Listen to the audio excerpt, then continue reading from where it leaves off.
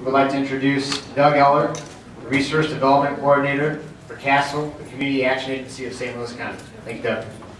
Thank you. Thanks for allowing me to be here today.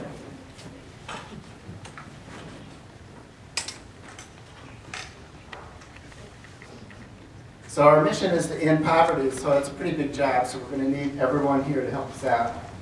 We have a unique tripartite board where a third of our governing board of directors are actually low-income people or people that serve low-income that help guide the agency, and so that really helps us keep in touch with the community. Here's some of the social context of poverty, and notice that one of the things I'll point out is that 45% of the county renters pay more than 30% of income in rent, and sometimes that's because they're so poor, but sometimes they could be working people and they're just paying a lot of rent. And this, instead of that, they could actually become homeowners. And so that's one of the things we really promote at Community Action Agency of St. Louis County, or better known as CAASTL, is for people to move into home ownership. And we have first-time home buyer incentives, paying down payments, paying for the closing costs, doing education with people on how to buy a home, get that right loan, and what to look for. We go with them when they do the inspection of the home. So we're an extremely valuable resource for people wanting to buy homes.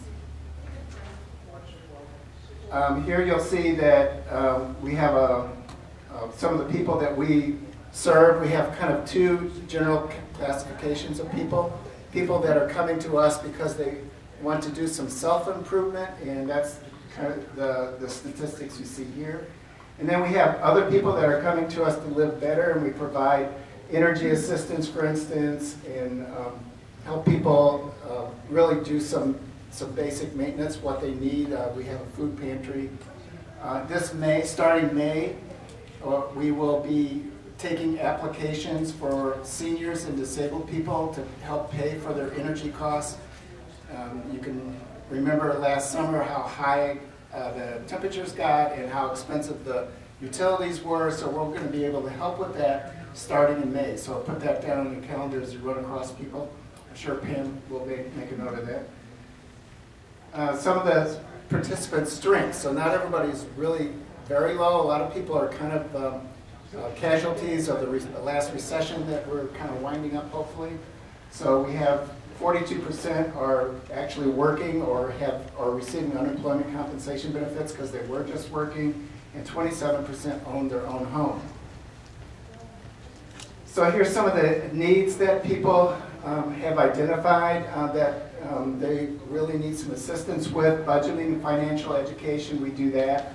Assistance with work goals, we have an employment program, and weatherization of the home, and I want to speak a minute about that. We provide weatherization in people's homes, so it's a lot more than just putting plastic over windows.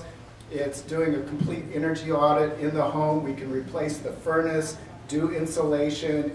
It can be quite extensive when we do it both for renters as well as homeowners. So if you know landlords, you might have them get a hold of CAASTL and see if they can be part of this program.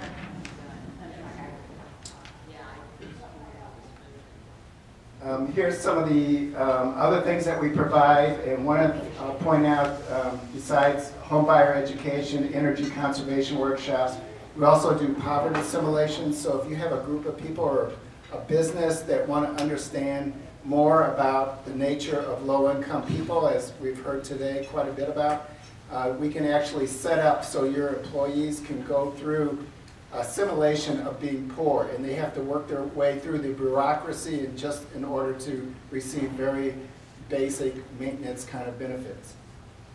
It's very much of an eye-opener. Here's some of the other special grants we have. We do some home repair. A lot of time we'll go into the home, and we can't do the weatherization because the home is in such poor repair. So we want to get it up to code first, and then we can go in and do the weatherization part of it. And Pam mentioned about the community gardens.